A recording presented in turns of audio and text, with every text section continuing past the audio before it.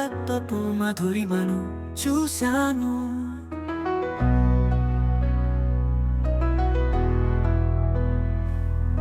సేవా తత్పరతను దర్శించాను. ప్రేరణ పొంది చైతన్యమయ్యాను.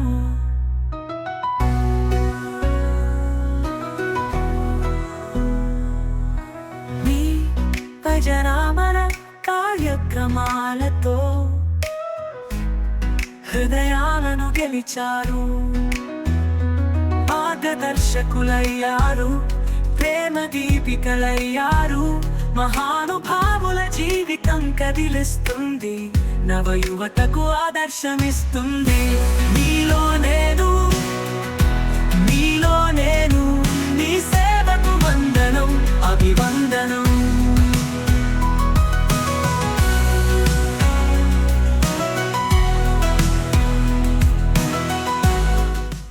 TV tourism ప్రేక్షకులకి నమస్కారం. హాయ్, నేను మీ ఆదిత్య భూషణ్. టీవీ టూరిజం ఎంతో ప్రతిష్టాత్మకంగా మీ అందరి ఆశీస్సులతో ఎంతో ప్రజాదరణ, ప్రేక్షకుల మన్ననలు పొంది విజయ పతాకం ఎగరవేసిన ప్రతిష్టాత్మక వెబ్ సిరీస్ మీలో నేను, a live film talk show. Season 1 18 ఎపిసోడ్లలో ఎంతోమంది మహానుభావుల జీవిత విశేషాలు, వారి స్ఫూర్తిదాయక సేవలను ప్రపంచానికి తెలియజేసే మహత్తర అవకాశం, అదృష్టం టీవీ టూరిజంకి దక్కింది. అదే ఉత్సాహంతో, నూతన ఒరవడితో మరెంతోమంది మహానుభావుల జీవిత విశేషాలు, వారి స్ఫూర్తిదాయక సేవలను కళ్ళకు కట్టినట్లుగా చూపించే ప్రయత్నం ఈ సీజన్ 2లో చేస్తున్నాం. అందులో మొట్టమొదటిగా పార్వతీపురం వాస్తవ్యులు, మహనీయ వ్యక్తి, మంచితనం మారుపేరు, మానవతావాది, సేవే పరమావధిగా ఎంతోమందికి స్నేహహస్తం అందిస్తూ, సమాజ హితం కోరుతూ, సామాజిక సేవలో మహోన్నత కార్యక్రమాలకు శ్రీకారం చుట్టి, అభ్యుదయ భావాలతో ఉన్నత ఆశయాలకు నెలవంక శంకా గౌరీశంకర్ నారాయణ గారు. వారి జీవిత విశేషాలు వారి మాటల్లోనే విందాం. నమస్తే సార్. నమస్కారం. టీవీ టూరిజం ప్రేక్షకులకు నమస్కారం. నా పేరు శంకా గౌరీశంకర్ నారాయణ. మా తల్లిదండ్రులు శంకా శ్రీరామూర్తి, లక్ష్మీనారాయణమ్మ గారులకు నేను మొదటి సంతానం. మేము మొత్తం 9 నలుగురు అన్నదమ్ములు, 5 అక్క చెల్లెళ్ళు. సార్, మీ ఎడ్యుకేషన్ అలాగే కెరీర్ ఏ విధంగా బిల్డ్ చేసుకున్నారో మా ప్రేక్షకులకి తెలియపరచండి. నేను 1968, 71 మధ్యలో మహారాజా కాలేజీలో బీకామ్ విద్యను అభ్యసించాను. అక్కడి నుండి వచ్చిన తర్వాత పార్వతీపురంలో మా పల్సస్ అండ్ ఆయిల్ సీడ్స్ బిజినెస్లో మా నాన్నగారితో నేను కలిసి పనిచేశాను. మా అన్నదమ్ములు, అక్క చెల్లెళ్ళు అందరూ చిన్నవాళ్లే నాకన్నా. కాబట్టి ఆ బాధ్యతలు అన్నీ నేను చూడవలసి వచ్చింది.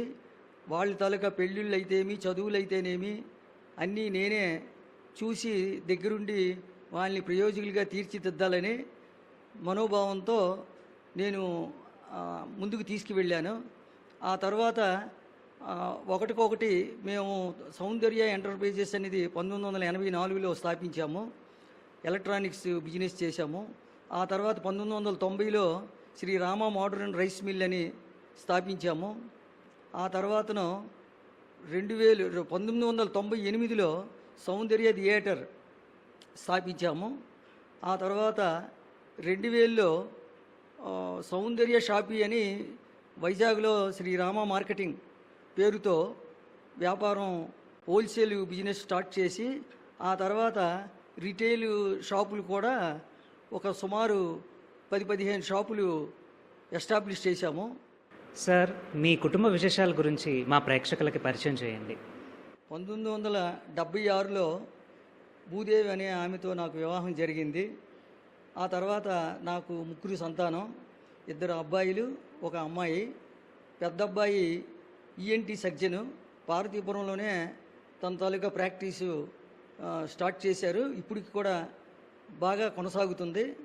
రెండో అబ్బాయి రవిశంకర్, అతను ఆ సౌందర్య ఎంటర్ప్రైజెస్ అనే సంస్థను ప్రస్తుతం చూస్తున్నారు. మా అమ్మాయికి 25 సంవత్సరాల కిందటే ఒరిస్సా వైస్రాజ్ రాజేష్ అనే రైస్ మిల్లర్కి తో వివాహం చేశాము. ఇప్పుడు అందరూ సుఖశాంతాలతో సంతోషాలతో ఉన్నాము. మా పెద్ద అబ్బాయి డాక్టర్ శంకా ప్రతాప్ కుమార్ ప్రశాంతి దంపతులు, వారికి 20 సంతానం. అమ్మాయి బీడీఎస్ చేస్తుంది భీమవరంలో. అబ్బాయి 7th క్లాస్ చదువుతున్నాడు. రెండో అబ్బాయి రవిశంకర్కి 2 సంతానం. పెద్ద అబ్బాయి సుభాష్ 7th క్లాస్ చదువుతున్నాడు. రిషిక అమ్మాయి 3rd క్లాస్ చదువుతుంది. మా అమ్మాయి స్వప్న రాజేష్, వారికి సంతానం ఒకే అబ్బాయి. అతను బెంగళూరులో ఇంజనీరింగ్ చేస్తున్నాడు. మా పెద్ద అబ్బాయి doctor Shanka Pratap Kumar ENT MSc surgeon కూడా నాకు సహాయ సహకారాలు అందిస్తుంటారు. నేను ఏ విషయంలో కూడా చందా అడిగినా కూడా ముందే ఉండి నాకు సహాయం అందిస్తుంటారు. దానివల్ల కూడా నాకు మంచి పరపతి పెరిగింది. మా రెండో అబ్బాయి రవిశంకర్ కూడా ఆ ప్రకారంగా నేను చెప్పిన ప్రకారంగా కూడా అతను కూడా సేవలు అందిస్తుంటారు. సార్, మీరు చేస్తున్న సేవా కార్యక్రమాలకి ఇన్స్పిరేషన్ ఏంటి? అలాగే ఇప్పుడు మీరు చేసిన సేవా కార్యక్రమాల గురించి మా ప్రేక్షకులకి తెలియపరచండి. మా నాన్నగారు శంకా శ్రీరామమూర్తి గారు 2010లో కాలం చెందారు. ఆ సమయంలో నేను శ్మశాన వాటికి వెళ్ళేటప్పుడు అక్కడ మేము వైశ్యులుగా కట్టి దించి పూజ చేస్తాము. ఆ పూజ చేసే సమయంలో రోడ్డు మీద మా ప్రక్క నుండి బస్సులు అవి వెళ్ళి ఆ బురద మా మీద తుల్లింది. అది చూసి చెలించాను. ఆ తర్వాత లోపలికి వెళ్ళిన తర్వాత దహన సంస్కారాలు విషయంలో చాలా మరి చెప్పడానికి వీల్లేనటువంటి బాధతో మేము ఆ కార్యక్రమాన్ని నిర్వర్తించాము.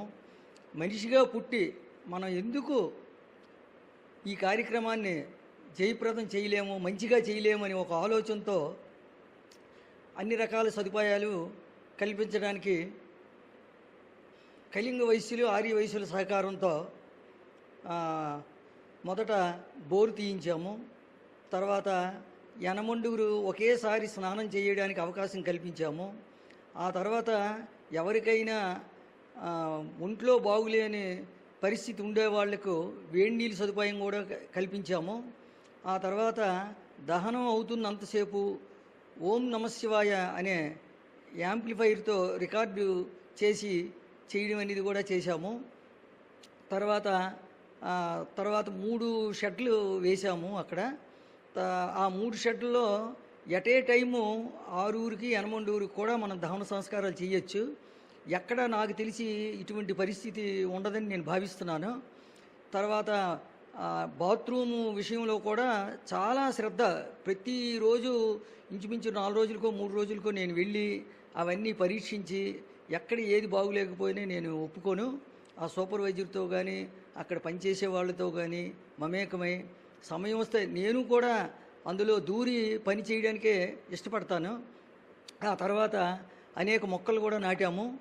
అన్ని ఉసిరి, వేప, మామిడి, నేరేడు, మారేడు, బొడ్డ, అన్ని రకాల జాతుల మొక్కలు, తులసి, అన్ని రకాల జాతుల మొక్కలు కూడా అక్కడ నాటడం జరిగింది. తర్వాత విశ్రాంతి భవనంలో ఫ్యాన్లు బిగించాము. తర్వాత అస్థికలు పెట్టుకోవడానికి ఇంచుమించు ఒక 40 లాకర్లు తయారు చేయించాము. అలా ఒకటికొకటి ముందు 10 చేయించాము, ఇంకా చాలదనుకుంటే 20 చేయించాము, ఇంకా చాలదనుకుంటే మరి 10 చేయించాము, ఇంకా చాలదనుకుంటే మరి 10 చేయించాము. ఆ తర్వాత ఈ అస్థికలు బై పోస్టు కాశీ పంపించి నిమజ్జనం చేసే కార్యక్రమం కూడా ఆ పరమేశ్వరుడు నాకు ఇవ్వడం, అది పూర్వజన్మ సుకృతమో ఏమో నాకు తెలియదు, కానీ ఆ పని కూడా భగవంతుడు నాకే అప్పచెప్పడం అనేది నేను చాలా సంతోషంగా ఫీల్ అవుతున్నాను. ఆ తర్వాత మా 4 అన్నదమ్ములు కలిసి ఈ పార్థివ దేహాన్ని శ్మశాన వాటికి తీసుకువెళ్ళడానికి రథం కూడా చేకూర్చాము. దాని బాగోగులు కూడా మేమే చూస్తున్నాము.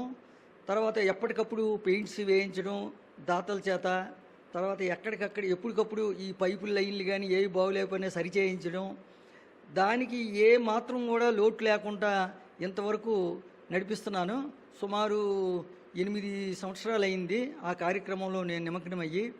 ఆ తర్వాత ఒకటికొకటి ఇంకా సేవా కార్యక్రమాలు నాకు చేయాలనిపిస్తుంటే సీతారామస్వామి కోవులని, జగన్నాథస్వామి గుడి అని, తర్వాత మా కళింగ వైశ్య కళ్యాణ మండపం మరియు ఆలయం అభివృద్ధి కానీ, దాంట్లో కూడా మేము పలు రకాలుగా డొనేషన్స్ ఇచ్చి డొనేషన్స్ కలెక్ట్ చేసి కూడా ఆ కార్యక్రమాన్ని జయప్రదం చేస్తున్నాము. నేను ఈ స్వర్గధామం వాళ్ళ తాలూకా క్రిమిషన్ విషయంలో స్వర్గధామంలో ప్రవేశించేటప్పుడు చూసినటువంటి బాధలు చూసి మనిషిగా జన్మించి మనం ఎందుకు మంచి పని చేయకూడదు, ఇక్కడ సదుపాయాలు కల్పించకూడదనే దృఢ సంకల్పంతో మా వీధిలోనే ఉన్నటువంటి ఒక స్నేహితుడు అండతో ఆ వర్క్ని 2016లో స్టార్ట్ చేశాము. అలా రోజుకి కళింగ వైశ్యులు, ఆర్య వైశ్యులతో సహాయంతోనే ఆ స్వర్గధామాన్ని పునర్నిర్మాణం చేశాము. దాని తర్వాత అక్కడికి సుమారు 10 సామాజిక వర్గాలు దహన సంస్కారాలకి వస్తుంటారు. ఆ తర్వాత మా 4 అన్నదమ్ములు కలిసి వైకుంఠ రథం కూడా ఏర్పాటు చేశాము. దాంతో మరీ ఎక్కువ విపులంగా పేరు ప్రఖ్యాతులు సంపాదించాము. ఈ ఊర్లో ఎవరు అడిగినా కూడా తెలిసే పరిస్థితి ఈ సేవ వల్ల నాకు దక్కింది. శ్మశాన వాటికలో శివుడు విగ్రహము నిల్చున్నది, తర్వాత కూర్చున్న శివుడు, తర్వాత శివలింగము, తర్వాత హరిశ్చంద్రుడు ఇత్యాది బొమ్మలను కూడా చెక్కింపించి వచ్చే వాళ్లకు ఆ అనుభూతి పొందే విధంగా దానికి ఎప్పటికప్పుడు పెయింట్స్ వేయించడం, దాని తాలూకా బాగోగులు చూడడం అనేది జరుగుతుంది. ఈ శ్మశాన వాటికను స్వర్గధామంగా మార్చడానికి గత 7 సంవత్సరాల నుండి అలుపెరగని పోరాటం చేస్తూ అందులో అక్కడికి స్వర్గధామంకి వెళ్తే ఒక గుడికో ఒక పార్కుకో వెళ్ళామనే అనుభూతే కలుగుతుంది తప్ప మనం స్వర్గధామంకో శ్మశానంకి వెళ్ళామనే బాధ మరి ఉండదు. అక్కడ ఎంతసేపు అయినా కూడా గడపచ్చు మనం. అంతకుముందు శ్మశానంకి వెళితే ఎంత వేగంగా తిరిగి ఇంటికి చేరుకుంటాం అనేటువంటిది ఇప్పుడు మనం ఈ అభివృద్ధి చేసినందువల్ల ఎంతసేపు ఇక్కడ ఉన్నా కూడా మనం సంతోషంగా ఆ దాన సంస్కారాలు చేసుకోవచ్చు అనే భావం ప్రజల్లో తీసుకొచ్చాను. దానికి నాకు భగవంతుడు సహాయ సహకారాలు అందించారు.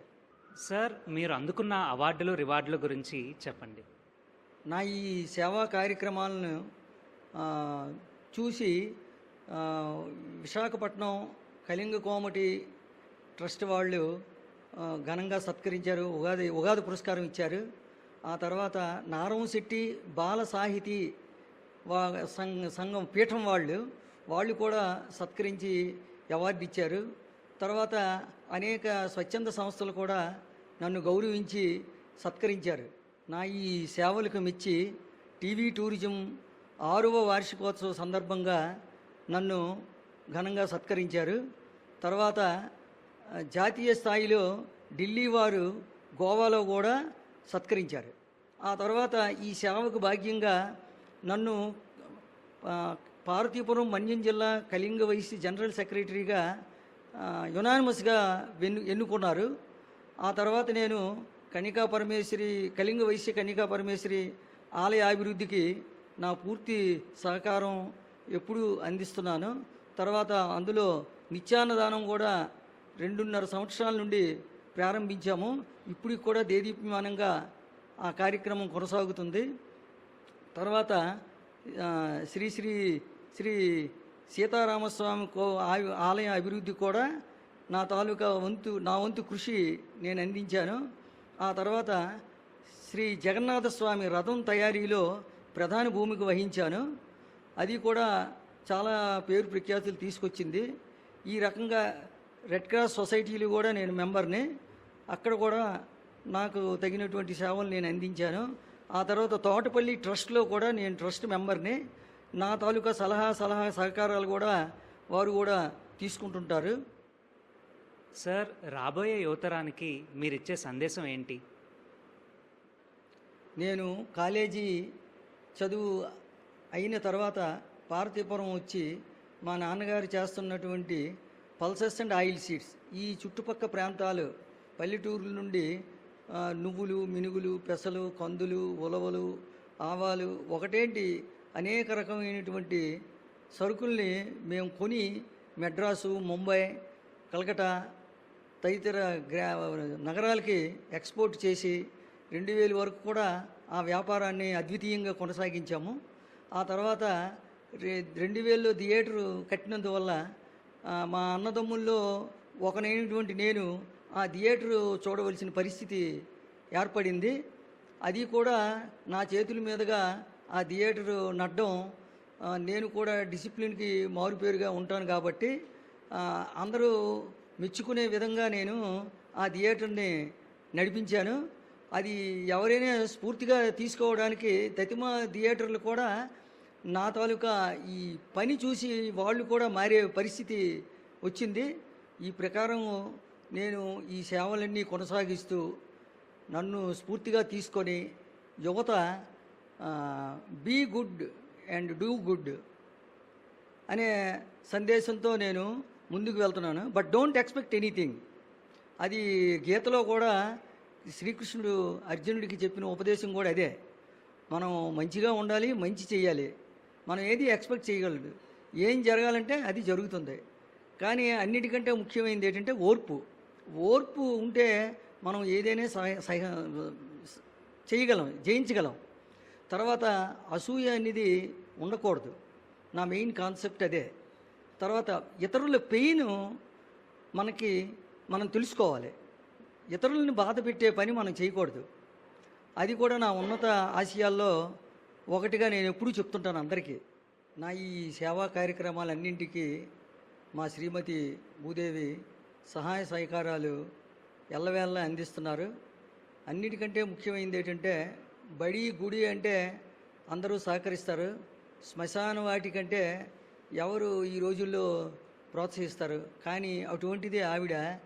మేము భోజనం చేసేటప్పుడు పిడకల గురించి మాట్లాడినా, వెహికల్ గురించి మాట్లాడినా మేము ఎటువంటి బాధ కలగకుండా వెంటనే రిప్లై ఇచ్చి ఆ కార్యక్రమం సజావుగా అయ్యేటట్టే ప్రయత్నం చేస్తాం తప్ప మేము ఇప్పుడు భోజనం చేస్తున్నాము తర్వాత మీరు చెయ్యండి అని కూడా మేము అనము. అందరికీ నమస్తే. నా పేరు భూదేవి. మా ఆయన గారు ఎన్నో సామాజిక సేవలు చేస్తున్నారు. నాకు చాలా గర్వంగా ఉంది. నేను చాలా సంతోషపడుతున్నాను. ఇంకా ముందు ముందు ఇంకా ఎదగాలని, వారికి అందరి అందు పేరు రావాలని నేను ఆకాంక్షిస్తున్నాను. టీవీ టూరిజం మణిభూషణ్ గారికి ఈ సందర్భంగా వారి టీంకి నా హృదయపూర్వక ధన్యవాదాలు తెలుపుతున్నాను. నాకు నా సేవకి మెచ్చుకొని ఈ అవకాశం కల్పించిన టీవీ టూరిజం వారికి మరొక్కసారి నా ధన్యవాదాలు తెలుపుకుంటున్నాను.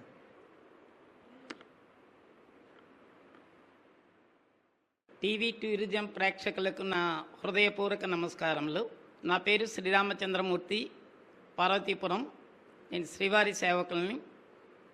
ఈరోజు జరిగిన ఇంటర్వ్యూలో మన పార్వతీపురం పట్టణ వాస్తవ్యులైన శంకా గౌరీ శంకర్రావు గారు ఆయన సామాజిక సాంఘికవేత్త, పేదల యందు సహాయం అందించడానికి ముందుగా ఉన్న వ్యక్తి.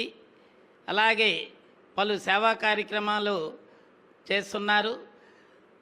గత 45 సంవత్సరాల నుండి బంధువుగా, మిత్రులుగా నాకు బాగా సుపరిచితులు. ఆయన ఎన్నో సేవా కార్యక్రమాలు చేశారు. ఆయన చేసిన సేవా కార్యక్రమాల్లో ముఖ్యంగా స్వర్గధామ్ అనేది ఆయన పర్యవేక్షణ వ్యవస్థాపకులుగా ఆయన చేసున్నారు. ఈ స్వర్గధామ్ అని అంటే మనం స్వర్గం చూడలేదు, కానీ స్వర్గంలాగే దాన్ని తయారు చేశారు. పట్టణ పరిసర ప్రాంతాల వాసులందరూ కూడా హర్షించారు. ఆయన జిల్లా కార్యదర్శిగా, కళింగ వయసు జిల్లా కార్యదర్శిగాను, మరియు పట్టణ గౌరవ అధ్యక్షులుగాను, స్టేట్లో జాయింట్ సెక్రటరీగాను ఎన్నో సంఘాలకి సంఘ ప్రతినిధులుగా ఉన్నారు. సంఘాలకు, ఇటు ప్రజలకు సాంఘిక సేవలు ఎన్నో అందించారు. తత్ఫలితంగా ఫలితాన్ని అవార్డుల రూపంలో, సన్మానం రూపంలో ఎన్నో అందుకున్నారు. ఆయన ఇంకా ఎన్నో సేవలు చేసి ప్రజల మన్ననలు పొందాలని నేను కోరుచున్నాను. టీవీ టూరిజం ప్రేక్షకులకు నా నమస్కారం. నా పేరు బరాట వెంకటరమణమూర్తి. నేను పార్వతీపురం పట్టణ కళింగ వైశ్య సంఘానికి అధ్యక్షులుగా ఉంటున్నా. నాకు బాల్య స్నేహితుడు శంకా గౌరీశంకర్ నారాయణ. అతని గురించి చెప్పాలంటే ఎన్ని చెప్పినా చాలా తక్కువ చెప్పినట్లే ఉంటుంది. సంఘ సేవకుడు, అభిమాని, కులం అనేందు గౌరవం గలవాడు, సేవా శక్తుడు కలగవాడు. అలాగే అతనికి అన్ని విధాల సహాయ సహకారం అందించిన వారు శ్రీమతి గారు కూడా నాకు చెల్లెమ్మవుతారు. వారు కూడా ప్రత్యేక నమస్కారములతో మీ ముందుకి వస్తున్నారు. అతను చేసిన కార్యక్రమాలు ఎవరూ చేయలేరు. స్వర్గధామ అభివృద్ధి కానివ్వండి, కళింగ వైశ్య కన్యకా పరమేశ్వరి దేవాలయం కానీ, అలాగే జిల్లా సెక్రటరీగా అతను సేవలు అందించారు. అలాగే స్టేట్ లెవెల్ బాడీలో కూడా అతను ప్రత్యేక ఆహ్వానితులుగా ఉన్నారు. వారు సేవలు మరువలేనివి. నాకు అతనికి నేను బాల్య స్నేహితులుగా ఉండడం, నేను ఎన్నో విధాలుగా భావిస్తున్నాను. అతన్ని నేను మర్చిపోలేను. తర్వాత అతను ముందు పల్సస్ వ్యాపారం చేసేవారు. తర్వాత సౌందర్య గ్రూప్ ఆఫ్ ఎలక్ట్రానిక్స్ షాపులు ఎన్నో బ్రాంచీలు ఓపెన్ చేసి దానికి అధినేతగా ఉండి అన్నీ సక్రమంగా చేసి వారి అభివృద్ధికి, అలాగే పార్వతీపురం అభివృద్ధికి కూడా వారు సాయశక్తిలో కృషి చేస్తున్నారు. నాకు ఈ అవకాశం కల్పించిన టీవీ టూరిజం వారికి నా నమస్కారములు. ఒక దీపం ఎన్నో దీపాలకు వెలుగులు నింపినట్టుగా శంకా గౌరీశంకర్ గారు ఎంతోమంది జీవితాల్లో వెలుగులు నింపుతున్నారు. వారు మరెన్నో సేవా కార్యక్రమాలు చేయాలని టీవీ టూరిజం ఆకాంక్షిస్తూ ఈ ఎపిసోడ్ ద్వారా ఎంతోమంది యువత స్ఫూర్తిదాయకంగా ఉంటారని ఆశిస్తూ మీలో నేను సీజన్ 2 ఎపిసోడ్ 1 ఎంతో అంగరంగ వైభవంగా కంప్లీట్ చేసుకున్నాము. మరిన్ని ఎపిసోడ్స్తో మీ ముందుకు వచ్చే వరకు సెలవా. మరి సైనింగ్ ఆఫ్, మీ ఆదిత్య భూషణ్. ఈ ఎపిసోడ్ కనుక మీకు నచ్చినట్టయితే లైక్ చేసి, షేర్ చేసి టీవీ టూరిజం ఛానల్ని సబ్స్క్రైబ్ చేయండి. Thank you.